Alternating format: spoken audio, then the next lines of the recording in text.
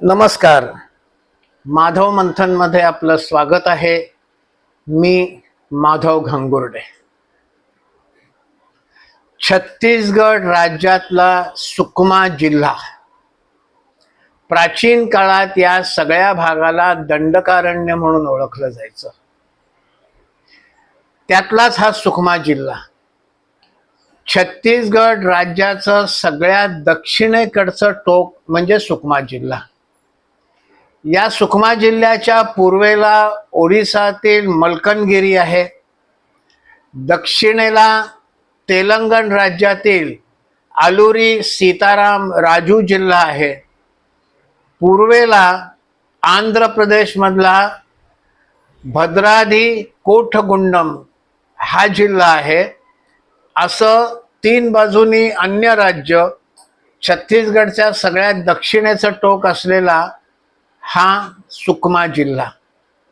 हा सुकमा जिल्हा देशातल्या सगळ्यात कमी विकास झालेला हा जिल्हा आहे. नक्षलवादाचा त्या ठिकाणी बराच काळ प्रभाव राहिलेला आहे. माओवाद इथे मुख्यतः गोंड जातीचे तसंच हलबी दोरली जातीचे जनजातीय लोक राहतात.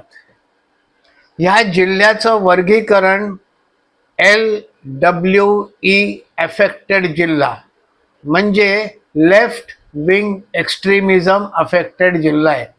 डाव्या दहशतवादामुळे प्रभावित असा हा जिल्हा आहे आणि त्यामुळेच याचा विकास हा देशामधल्या सगळ्यात कमी विकास झालेल्या जिल्ह्यांपैकी एक आहे. साक्षरतेचं प्रमाण देखील देशातल्या निरनिराळ्या जिल्ह्यात जे आहे त्याच्यातल्या सर्वात कमी साक्षर जिल्ह्यांमधला हा एक जिल्हा आहे. असा हा अत्यंत दुर्लक्षित डाव्या दहशतवादामुळे त्रस्त असा हा छत्तीसगड मधला जिल्हा आहे. या जिल्ह्यामध्ये दिनांक 25 मे 2013 या दिवशी संध्याकाळी 4:15 वाजता एका काफिल्याला बॉम्बने उडवलं गेलं. हा काफिला होता काँग्रेसने आयोजित केलेल्या परिवर्तन यात्रेचा. तो काँग्रेसचा राजकीय कार्यक्रम होता. हे ज्या ठिकाणी घडलं त्या ठिकाणचं नाव आहे झीरम घाटी. या झीरम घाटी या ठिकाणी हे घडलेलं आहे. त्यामध्ये जे हुतात्मे झाले, शहीद झाले, त्याच्यातली जी नावं आहेत त्यातलं एक नाव आहे विद्याचरण शुक्ल. विद्याचरण शुक्ल हे मध्य प्रदेशचे, तेव्हा छत्तीसगड आणि मध्य प्रदेश अशी दोन वेगळी राज्य नव्हती, एकच होतं. त्या मध्य प्रदेशचे विद्याचरण शुक्ल हे मुख्यमंत्री होते. ते केंद्रीय मंत्रिमंडळात देखील काही काळ होते. मध्य प्रदेशच्या राजकारणातलं एक खूप मोठं नाव, काँग्रेसमधलं एक खूप मोठं नाव असे विद्याचरण शुक्ल. ते त्या ठिकाणी जागच्या जागी मृत झाले नाहीत, जखमी झाले. मग हॉस्पिटलमध्ये त्यांचा मृत्यू झाला. दुसरं नाव आहे नंदकुमार पटेल.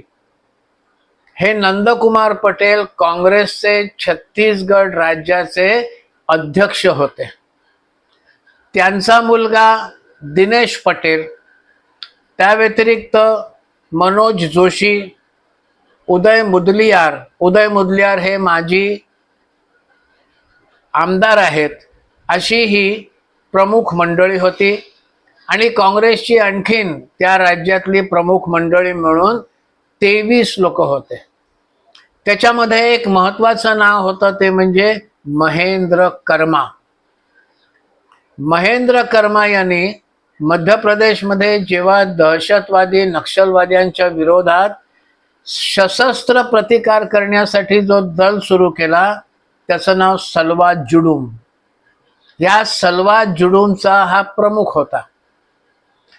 पुढे याच माओवादी विचारसरणीच्या असलेल्या नंदिनी सुंदर यांनी या सलवा जुडूमच्या विरोधात कोर्टात याचिका केली. या नंदिनी सुंदर त्याच आहेत ज्यांना काश्मीरमधनं 370 हटवलं त्याचं बरंच दुःख झालं, अशा या नंदिनी सुंदर डाव्या विचारसरणीच्या, माओवादी विचारसरणीच्या अशा या नंदिनी सुंदर आहेत.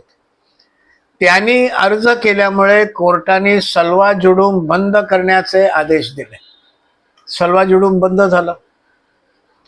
ज्या माओवादी विचारसरणीमुळे सलवा जुडूम बंद झालं त्याचाच प्रमुख असलेला महेंद्र कर्मा हा नंतर काँग्रेसमध्ये गेला आणि हे जे 23 लोक मृत झाले त्यामध्ये हा महेंद्र कर्मा सुद्धा होता. असे हे सगळे काँग्रेसचे प्रमुख नेते छत्तीसगड मधले हे 23 लोक हे या हत्याकांडामध्ये मृत झाले. आता त्या ठिकाणी सीलम घाटी शहीद स्मारक हे उभं केलेलं आहे. हे जे मृत्युमुखी पडले हे ज्या नक्षलवादी, माओवादी, डाव्या विचारसरणीच्या दहशतवादामुळे पडले,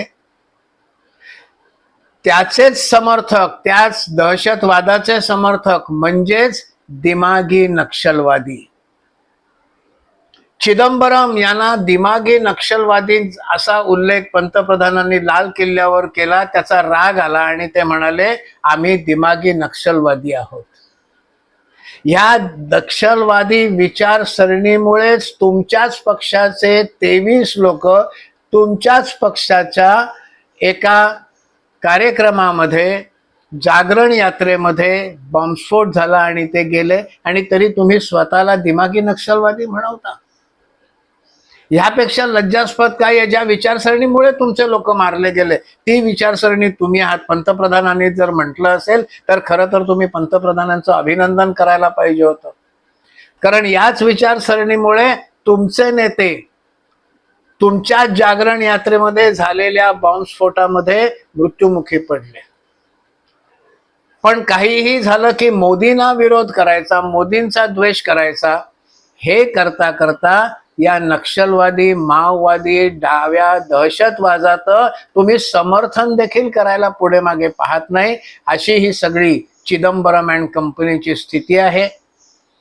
हे विचार जर आपल्याला पटले असतील तर लाईक करा, शेअर करा, कॉमेंट बॉक्समध्ये आपला अभिप्राय लिहा आणि चॅनल सबस्क्राईब करा, ही नम्र विनंती.